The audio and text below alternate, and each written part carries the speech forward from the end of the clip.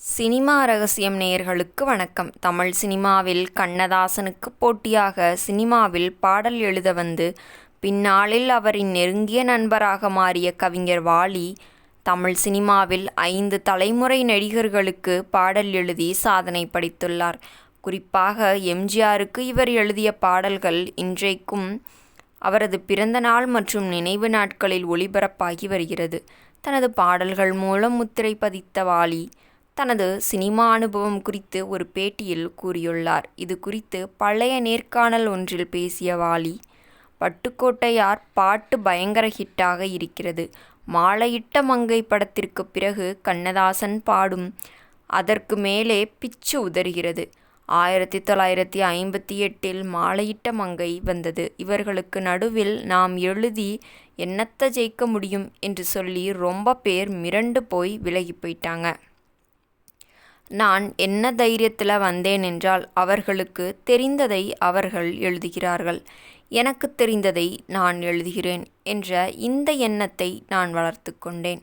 அதைத்தான் நான் ஒரு பத்திரிகையில் கூட சொன்னேன். கண்ணதாசன் பட்டுக்கோட்டை போன்ற பெரிய கப்பல்கள் கடலிலே மிதந்து கொண்டிருக்கும் போது நான் ஒரு சிறிய கட்டுமரத்துடன் கடலில் இறங்கினேன் என்று சொன்னேன்.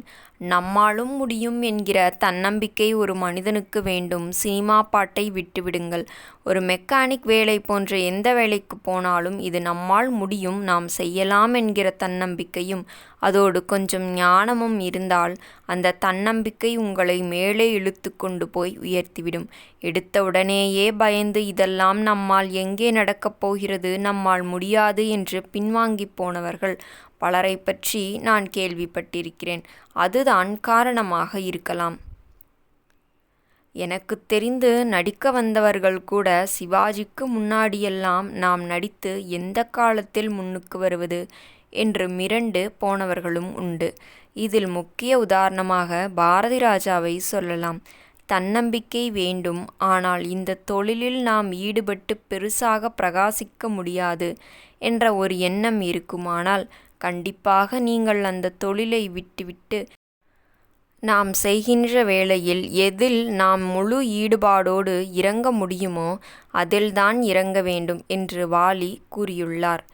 நேயர்களே, வாலியின் எண்ணத்தை பற்றி நீங்கள் என்ன நினைக்கிறீர்கள் என்பதை மறக்காமல் கமெண்டில் கமெண்ட் செய்யுங்கள். இதுபோன்று நீங்கள் ஏதாவது ஒரு தொழிலை விரும்பி செய்து அதில் வெற்றி கண்டுள்ளீர்களா என்பதையும் மறக்காமல் கமெண்டில் கமெண்ட் செய்யுங்கள். இந்த வீடியோ பிடித்திருந்தால் வீடியோவிற்கு ஒரு லைக் கொடுத்துவிட்டு நம்ம சினிமா ரகசியம் சேனலையும் சப்ஸ்கிரைப் செய்து கொள்ளுங்கள். மீண்டும் நாளை சந்திப்போம். நன்றி, வணக்கம்.